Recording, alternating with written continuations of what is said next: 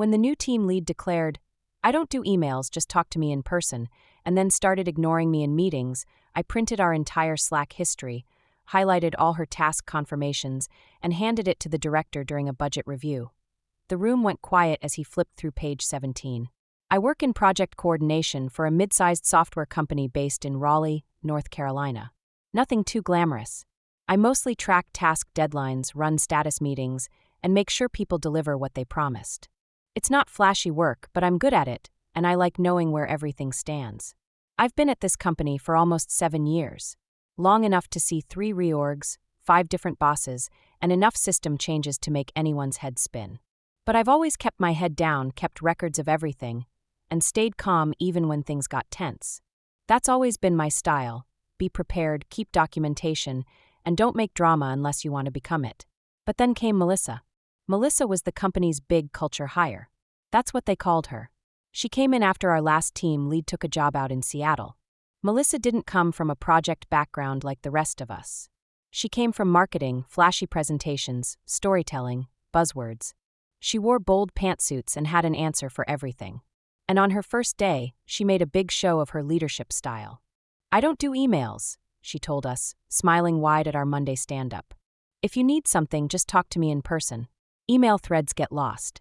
Let's just communicate like humans again." At first, it didn't seem like a big deal. Maybe a little weird, sure. Most of us relied on emails and Slack because people were busy and remote half the week. But fine, if she wanted more face-to-face time, that was manageable. What made things worse was how quickly she started ignoring my updates. I'd come to her after meetings with developers, summarize what was done, what was late, what needed escalation. She'd nod along, maybe say, "Great, thanks," and then a few days later pretend the conversation never happened. She'd ask questions in meetings I had already answered. She started cutting me off while I was giving updates in front of the team. She'd smile sweetly and say, "I've got this," and talk over me like I was invisible. It got worse every week. I'd give her updates on Slack just to be sure. I'd say, "Hey, just confirming, we agreed this will roll out next Thursday, right?" And she'd reply with a thumbs up or a short, "Yup, all good." I started saving those messages. Not because I had a plan yet, but because something in my gut told me I might need them. And sure enough, the problems started stacking up.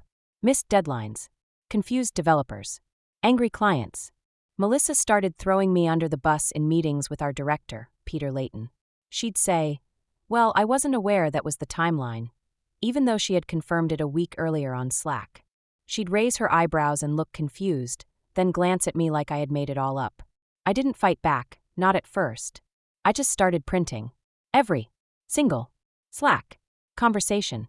I kept them organized in a file folder in my desk drawer, sorted by week. I highlighted dates, confirmations, direct approvals. Every time she gave me a yes, a go-ahead, or a sounds good, I printed and filed it. I even printed timestamps and Slack headers just in case. I stopped talking to her in person unless someone else was there. I stuck to Slack. She didn't notice or didn't care. And then came the budget review. It was a quarterly thing. Every team presented their completed projects, timelines, and budget usage to senior staff. Normally our team lead would handle it. But Peter had asked for more detail this quarter, and Melissa panicked. "Can you pull together all the milestone timelines from Q2? She asked me 2 days before the meeting. "Already have them," I said without looking up, along with Slack approvals and confirmation messages. She blinked at that. "Why would you have Slack approvals?" I just smiled. "To make sure we had documentation, since we're not using email." She looked uncomfortable, but she let it go. The day of the budget review, the whole room was tense. Melissa was in her element, big hand gestures, polished voice, laughing too loud. She glossed over a few missed timelines, blamed a few communication gaps, and moved on. But Peter wasn't buying it. "Wait," he said, flipping through her printout. "You said Project Halden was delayed due to confusion over the launch date?" Melissa nodded. "Yes. We didn't get clarity until after the sprint closed." I took a breath. This was it. "Actually, that's not accurate," I said, speaking up across the table. "Melissa approved the launch date 3 weeks prior. I have the Slack messages printed if you'd like to see." The room went quiet. Peter looked at me. "You have them?" I nodded and slid a thick binder across the table. He opened it. The first page had the Slack message, time-stamped, with Melissa's name confirming the launch date. The next page showed follow-up notes. The next, more confirmations. He flipped to page 17. That was where she explicitly approved a budget extension she later claimed she'd never heard about. He stopped flipping. Melissa went pale. I mean, we talked about that, but I don't remember it being finalized. It's finalized here, Peter said, tapping the page. Right next to your name. You wrote, let's go with that, I trust your call. Melissa didn't say anything. No one did. After a moment, Peter closed the binder slowly. I think that's enough for today. No one touched the coffee or pastries. Melissa sat still, her face tight, her hands clenched. I stood, collected my notes, and walked out of the room. No one stopped me. The meeting ended, but the fallout had just started. Melissa didn't say a word to me that day. Not in the hallway. Not in Slack. Not when we bumped into each other by the break room fridge. She just looked through me like I didn't exist. The next day, Peter called me into his office. He closed the door behind me, sat down, and leaned forward like he was about to ask something personal. I want you to be honest, he said. Has this been going on a while? I nodded. Since March. He didn't look surprised. Why didn't you come to me earlier? Because I figured it'd turn into she said. She doesn't use email. There would have been no proof. I paused, then added, until I started keeping it. Peter leaned back in his chair. Smart. Painful, but smart. He asked if I'd be willing to share my records with HR. I said yes. I handed them a digital copy the same day. Over the next few weeks, things got weird. Melissa was still technically our lead, but she stopped assigning tasks. She stopped talking in meetings. She stopped walking around like she owned the place. She came in late, left early, started using Slack again, but only with vague, careful messages. Never anything clear. Never any approval. Everyone noticed, but no one said anything out loud. The developers stopped going to her for decisions. They came to me instead. Designers too. Even one of the product managers emailed me directly one day and said, "Hey, just looping you in because you actually know what's going on." I should have felt vindicated. But honestly, I felt exhausted. This went on for about 3 weeks. Then one afternoon, Melissa was called into Peter's office. The door closed. The blinds were pulled. She didn't come out for over an hour. And when she did, she didn't go back to her desk. She walked straight out the front door. Her jacket was still on the back of her chair. Her coffee cup still full. She didn't even take her laptop. No one said it officially, but we all knew. She was gone. But that wasn't the twist. About a week after she left, I got a call from someone in HR. I figured they needed help finishing off documentation. But the tone in her voice told me it was something else. There's something we need to bring to your attention, she said. Are you free this afternoon? I was. We met in a side conference room. Just me, the HR rep, and Peter. Peter looked more tired than I'd ever seen him. His suit jacket was wrinkled. He looked like he hadn't slept much. He slid a printed document across the table. Melissa filed a formal complaint against you before she left, he said quietly. I froze. Excuse me.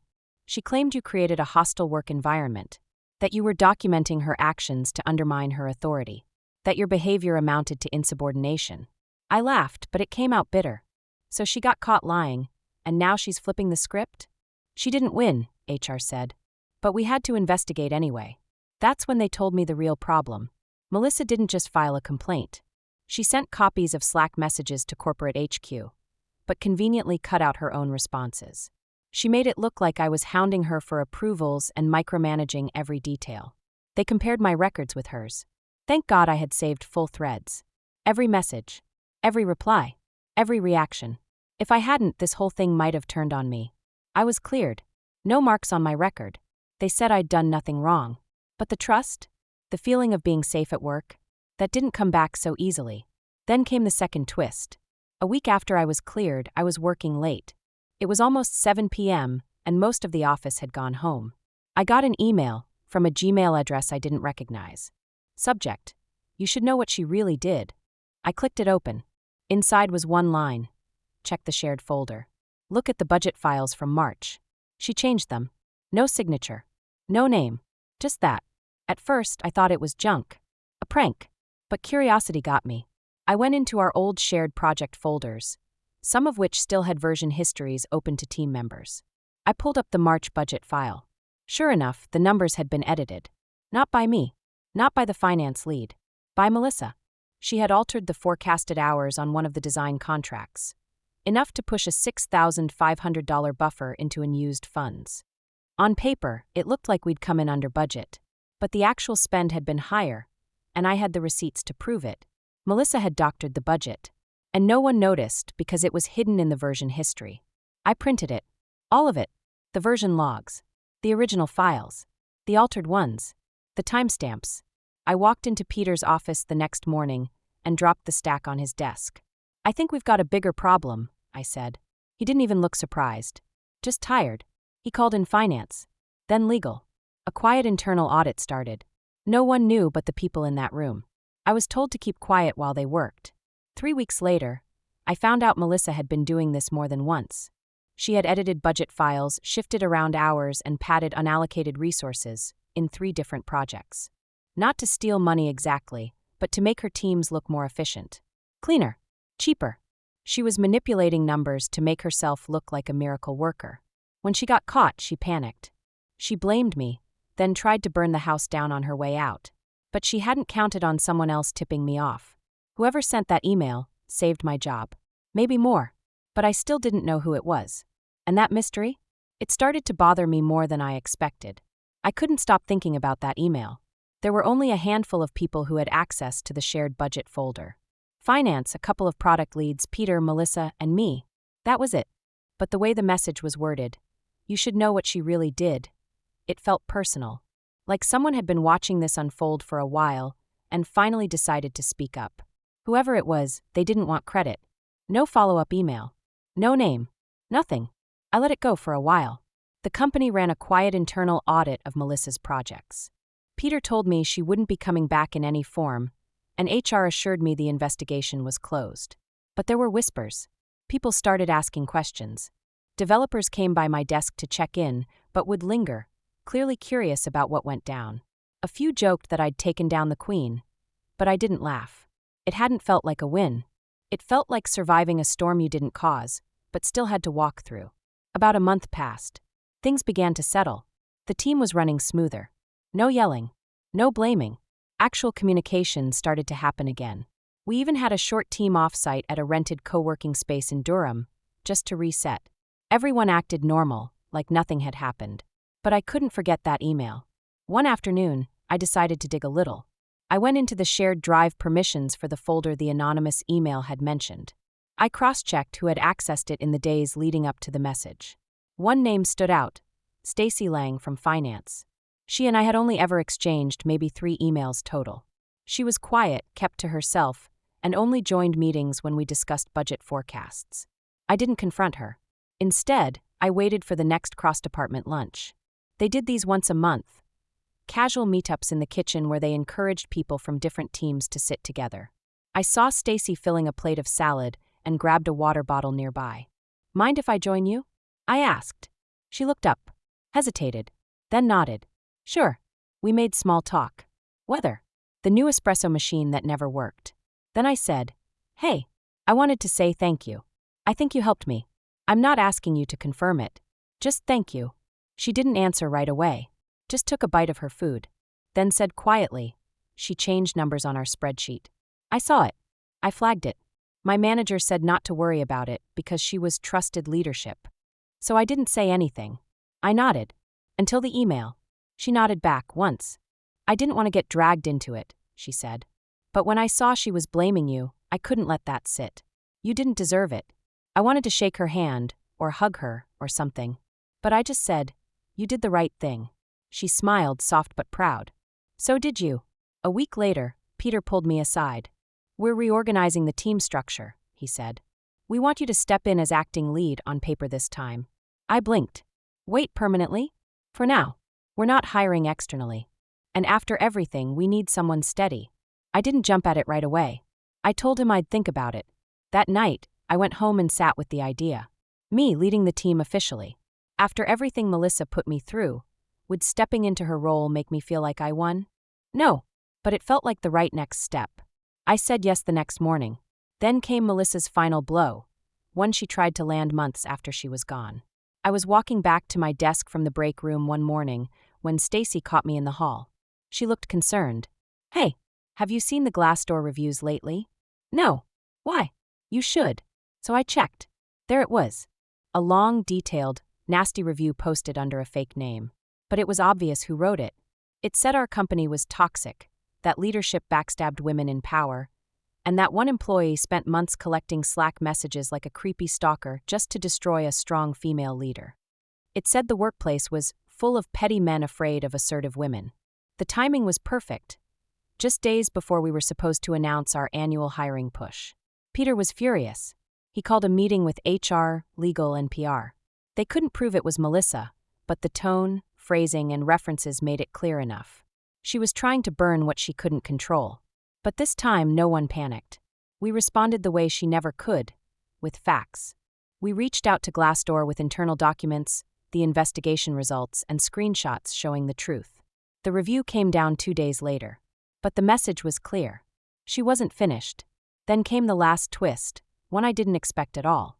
I was out grabbing lunch at a food truck on Fayetteville Street, waiting for my burger, when I heard a voice behind me. "You know, I should have fired you first." I turned. Melissa stood there, sunglasses on, blazer sharp, holding a cold coffee. She looked thinner, angry, her face tight with rage. She didn't even try to hide. I stayed calm. "You tried." She stepped closer. "You think you won? They'll come for you too. You think Peter's going to protect you forever?" I didn't flinch. "I don't need protection. I have the truth." She laughed once, short and bitter. "You're just a note-taker, a glorified secretary, and you needed a paper trail to take me down." I looked at her and said calmly, "And you gave me every page." That shut her up. The food truck guy called my name. I grabbed my order and walked past her without another word. I could feel her stare burning into the back of my head. But I didn't turn around. After I walked past her at that food truck, I honestly thought that would be the last time I saw Melissa. I was wrong. 3 months passed. I was officially promoted to team lead.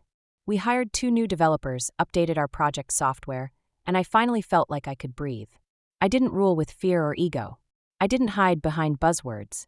I told the truth, gave credit when it was earned, and asked questions when I didn't know something. We did good work. But karma has a funny way of dragging unfinished business back to the surface. It started with a phone call, one I wasn't supposed to get. It came from Jordan, a recruiter friend I knew from back when I first joined the company. He worked for a different firm now. "Hey, random question," he said. "You ever work with someone named Melissa Hardin?" I froze. "Yeah, why?" "She listed you as a reference." I nearly dropped my coffee. I asked him to forward me the resume. He did. There it was, Melissa rebranded. Her title bumped up to Operations Director. Her responsibilities fluffed into something that read more like she'd run the whole company. She even listed a fictional award for leadership excellence from a department that never existed. And worse, she used my name as her reference. I laughed. Out loud. Then told Jordan the full story. Not gossip. Not rumors. I sent him the public HR statement that cleared me and confirmed her departure. I offered to redact and share the investigation summary. He said that wouldn't be necessary. She just cost herself a 6-figure offer, he told me. They were ready to hire her next week. That should have been the end of it. But again, it wasn't. 2 weeks later, I got a LinkedIn message from someone named Rachel Hardin. Her profile showed she was a sophomore at NC State. Her message said, "Hi, I know this is weird, but I think you used to work with my mom, Melissa Hardin. I need to ask you something. Can I talk to you for 5 minutes?" I didn't answer right away. It felt off, but something in my gut told me to hear her out. We met at a coffee shop near campus. She was young, tired, wearing a school hoodie and a nervous smile. She got right to the point. "I found your name in an old notebook of hers," she said. I asked her about it and she lost it. Started screaming. Accused me of spying on her. She paused. "That's not normal, right?" "No," I said. "It's not." Rachel looked like she was about to cry. "She's not well. She hasn't been okay since she lost that job. She drinks. A lot. She talks to herself. She blames everyone. My dad left last year. My little brother stays with him now. I'm the only one who still talks to her." I didn't know what to say. This girl was barely 20, and she was dealing with the wreckage her mother left behind. "I'm not here to trash your mom," I said gently. "But she hurt people. She lied. She tried to ruin careers to cover her own mistakes." Rachel nodded. "I know. I've started putting things together." Then she pulled a folded piece of paper from her pocket. She wrote this. I think it was a draft for an apology she never sent. "I'm not sure if you want it, but here." I opened it later at home. The handwriting was messy.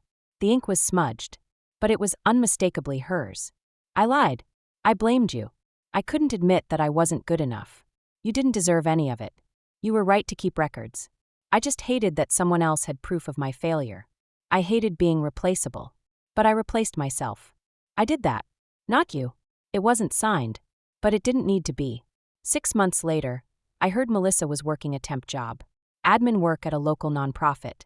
She was no longer in leadership. No one would touch her after what came out. She had lost everything she built, not because of me, but because of what she'd done to herself. And me. I stayed. I grew.